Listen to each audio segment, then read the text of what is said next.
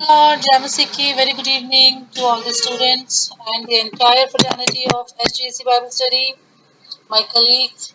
So today I'll continue with my uh, day before message on the book of Matthew, and today I'm going to talk about the 11th to 20th chapter of Matthew.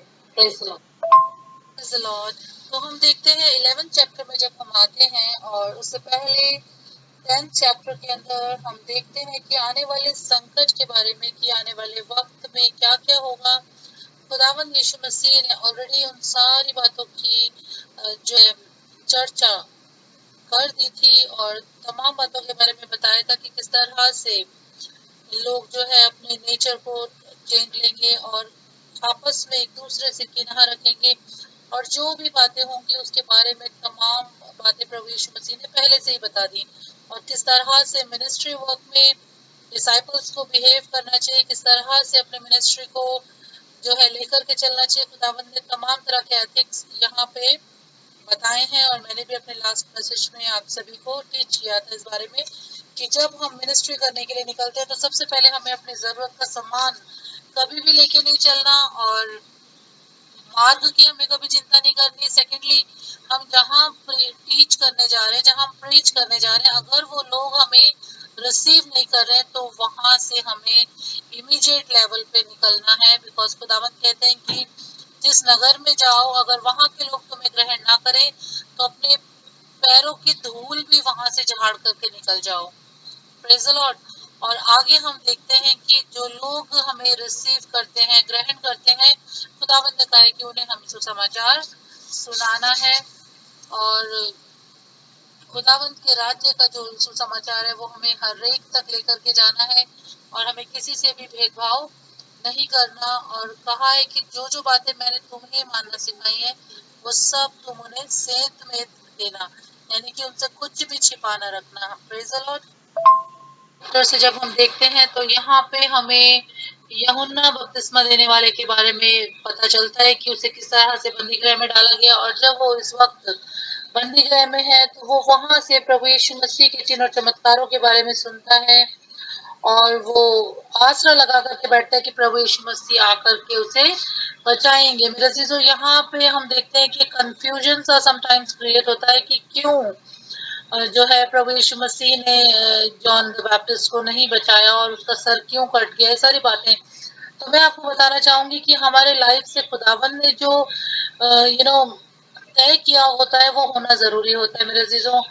और जब तक कि वो हो नहीं जाता उसे कोई भी ना तो रोक सकता है ना तो टाल सकता है। और परमेश्वर की बात प्रभु यीशु मसीह को भी माननी होती है and it is already destined by the Almighty God for John the Baptist, and everything should be done under the control of the Almighty God.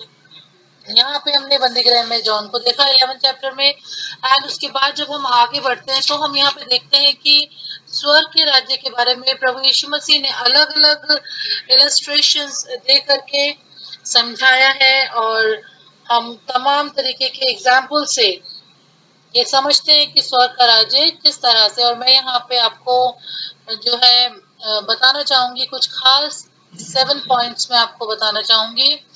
और मैंने आपको पहले भी ये बताया कि स्वर्ग का राज्य जो है ये जो फ्रेज है वो 55 टाइम्स जो है द बुक ऑफ मैथ्यू में यूज किया गया है। And now I am talking about स्वर्ग के राज्य को डिफरेंट डिफरेंट टाइप से प्रभु यीशु मसीह ने इलस्ट्रेट किया, इलेबोरेट किया।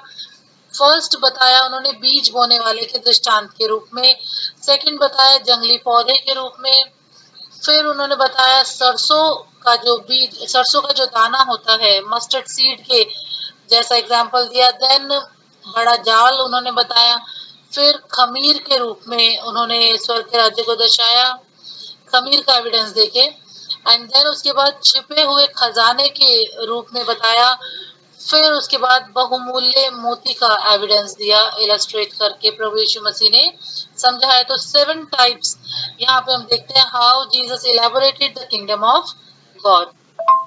इन तमाम इलस्ट्रेशंस में हम देखते हैं कि स्वर्ग के राज्य को एक रहस्य की तरह बताया गया है जिसे समझना is not an easy thing. तो प्रभु यीशु मसीह ने different different examples, different different illustrations दे करके समझाया ताकि आम लोग भी बुद्धिमान बन जाए। जैसे कि मैंने लास्ट टाइम बताया था कि खुदावंद यीशु मसीह ने, जब हम फर्स्ट कुरिन्थियंस फर्स्ट चैप्टर के 27 वर्ड्स को पढ़ते हैं, लिखा है कि खुदावंद ने जगत के मूर्खों को चुन लिया कि वो बुद्धिमानों को लज्जित करें। तो यहाँ पे हमें समझना है कि जब हम खुदावंद यीशु मसीह की बातों को समझते हैं तो हम बुद्धिमान बनते हैं।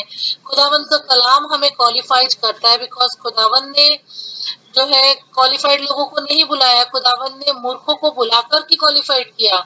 खुदावंद यीशु मसीह हमेशा सिंपल लोगों को चूज करते हैं and then trained them and make them qualified. Hallelujah. Praise.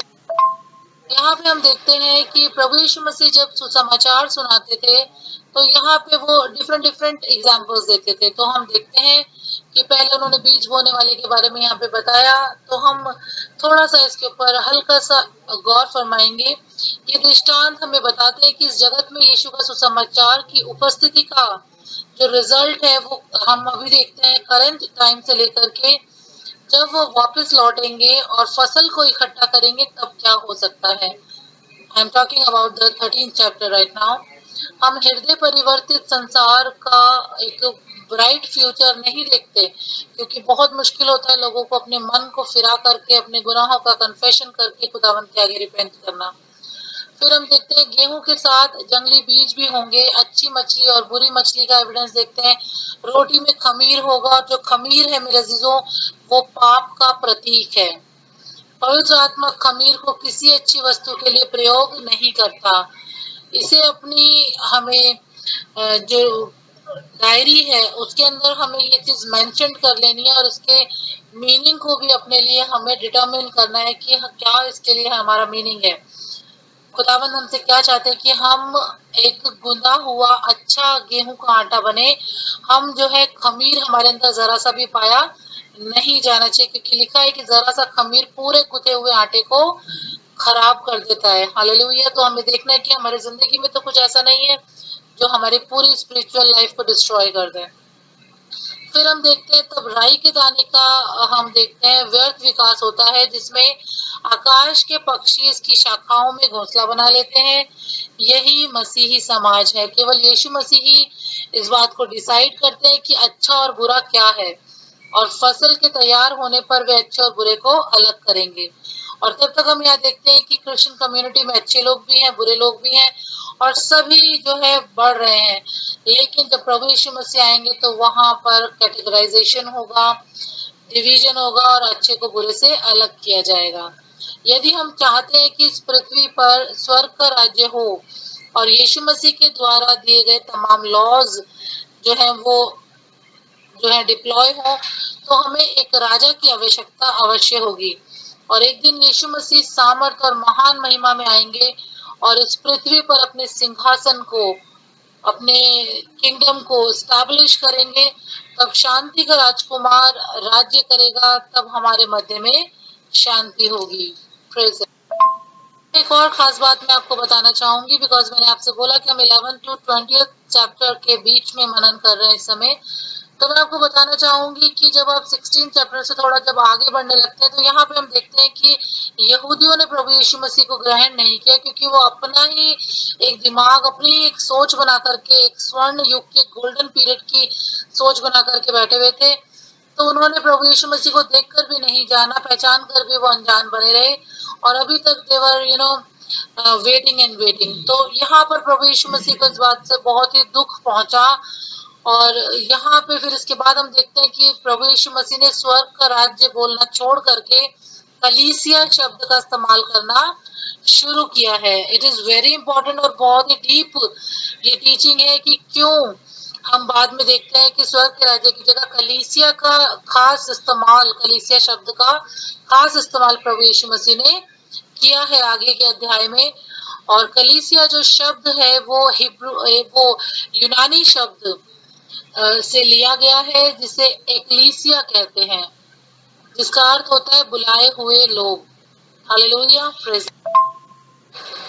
हम यहाँ पर देखते हैं कि यीशु मसीह अपनों के पास आए और अपनों ने उन्हें ग्रहण नहीं किया। और यही बात जॉन अपने फर्स्ट चैप्टर के 11th वर्स में भी क्लियर करते हैं कि वो अपनों में आया और अपनों ने उसे ग्रहण नहीं किया, परंतु जितनों ने उसे ग्रहण किया उसने उन्हें परमेश्वर की संतान होने का अधिकार दिया। हालेलुया। यहीं से हम लेपालकपन होने का अधिकार पाते हैं, एडॉप्शन हमारा हो जाता है और प्रभु यीशु मसीह को हम हे पिता कह के बुला सकते हैं।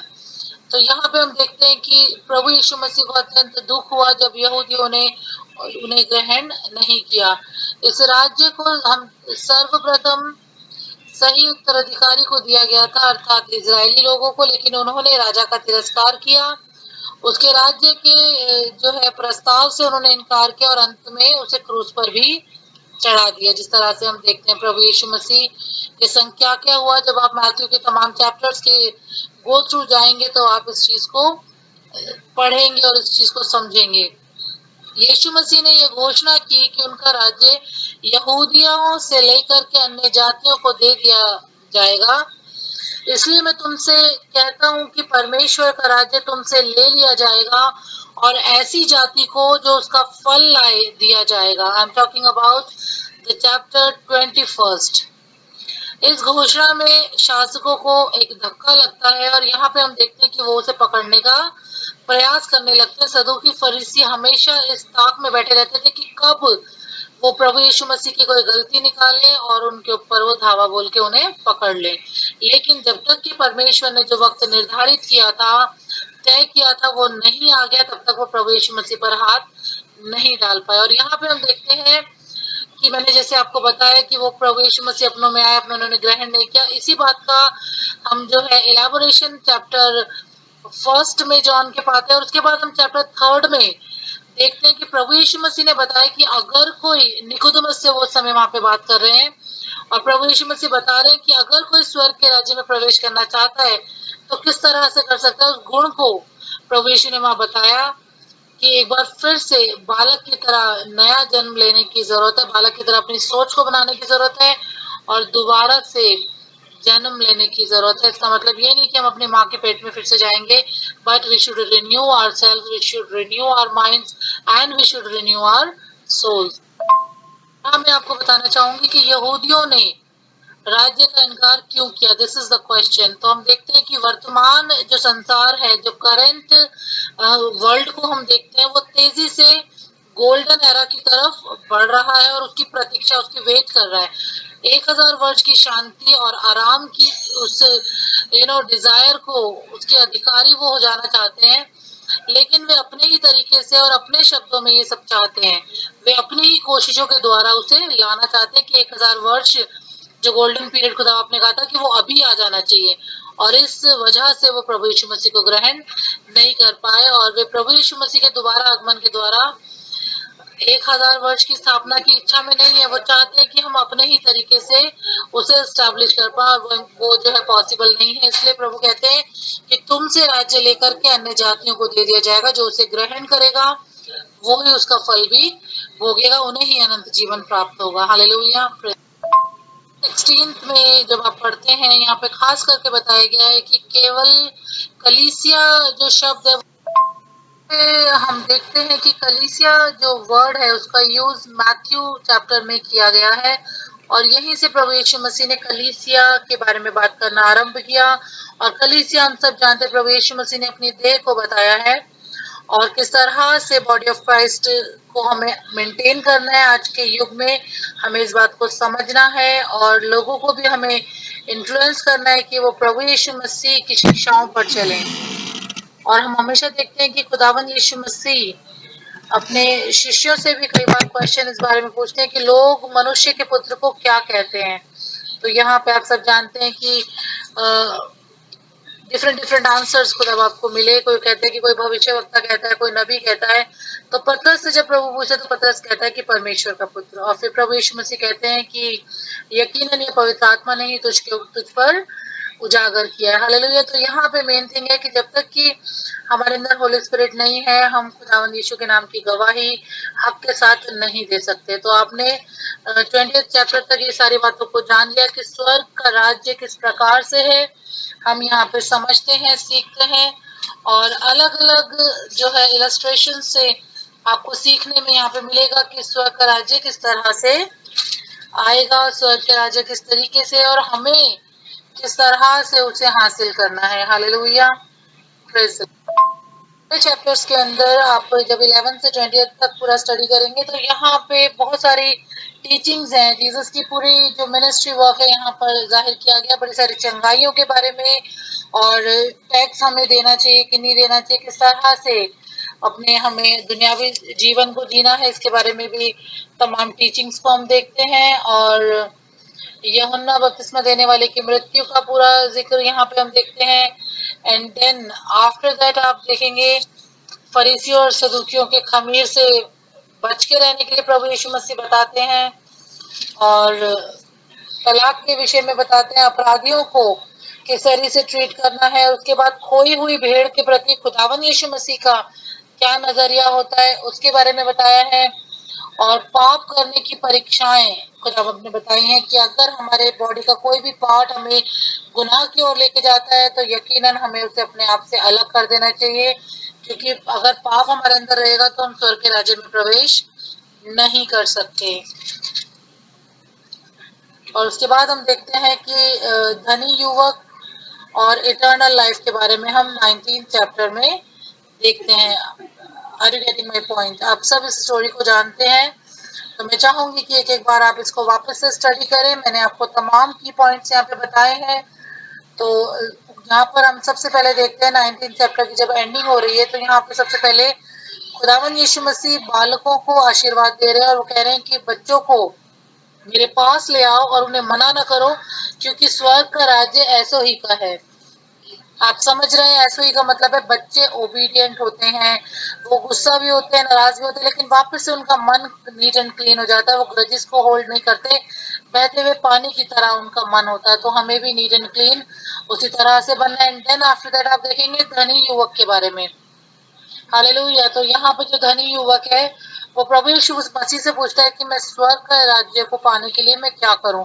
और जब प्रभु यीशु मसीह से बोलते हैं कि तू अपने धन से बहुत प्रेम करता है, तो वो निराश होकर के, जब प्रभु यीशु मसीह से छोड़ने के लिए कहते हैं तो वो निराश होकर के पैर पटकता हुआ चला जाता है, क्योंकि वो उसे नहीं छोड़ सकता। तो मेरे अजीजों, धन से अपने मन को हटा करके खुदावंत की ओर अगर हमें लेके आना है तो हमें तमाम चीजों से अपने आप को अलग करना होगा, तब जाकर के हम स्वर्ग के राज्य में प्रवेश कर पाएंगे। क्योंकि खुदावंत का कलाम यह बताता है कि ऊंट का सुई के नाके में से निकल जाना आसान है, लेकिन धनी का स्वर्ग के राज्य में प्रवेश करना आसान नहीं है, नेक्स्ट टू इम्पॉसिबल है। हालेलुया। 20th चैप्टर में आते हैं तो 20th चैप्टर में यहाँ पे देखते हैं कि एक अंगूर की बारी का यहाँ पे जिक्र है, और ये हम में से हर एक जितने भी पास्टर्स हैं उनके लिए बहुत अधिक इम्पोर्टेंट है। क्योंकि यहाँ पे क्या चक्कर है, यहाँ पे जब हम ध्यान से पढ़ते हैं तो लिखा है कि जो मजदूर वहां पे लगाए जाते हैं, तो कुछ मजदूर सुबह से वहां पे काम कर रहे होते हैं, कुछ मजदूर लास्ट के 1 घंटे आके वो काम करते हैं। लेकिन जब बारी का मालिक आता है तो जब वो उनको मजदूरी देता है तो सभी को एक समान मजदूरी देता है। तो यहाँ पे कुछ लोग कहते हैं कि ऐसा क्यों? तो प्रभु यीशु मसीह कहते हैं कि ये मेरा लुकआउट है, मैं जिसे चाहूंगा उतना दूंगा, और जो निर्धारित उन्होंने किया है वो ही सबको मिलेगा। All are equal in the eyes of God. कोई भी प्रभु का बहुत बड़ा दास हो या कोई छोटा दास हो, कोई बहुत सालों से मिनिस्ट्री कर रहा हो या कोई बाद में कर रहा हो, तो ये बहुत इंपॉर्टेंट है। और आप लोगों के लिए भी एथिक्स सीखना बहुत जरूरी है स्टूडेंट्स, कि जीसस सबको इक्वली पे करेंगे, इक्वली उनको जो है अटेंशन मिलेगा जीसस का। तमाम पास्टर्स, तमाम डीकन्स, तमाम स्कॉलर्स को वहां पे डिग्री के अनुसार खुदावन जो है इनाम नहीं बांटेंगे। तो ये बहुत ही खूबसूरत चैप्टर है and I like it the most. खुदावन आप सभी को भी इस कलाम से ब्लेस करे। प्रेज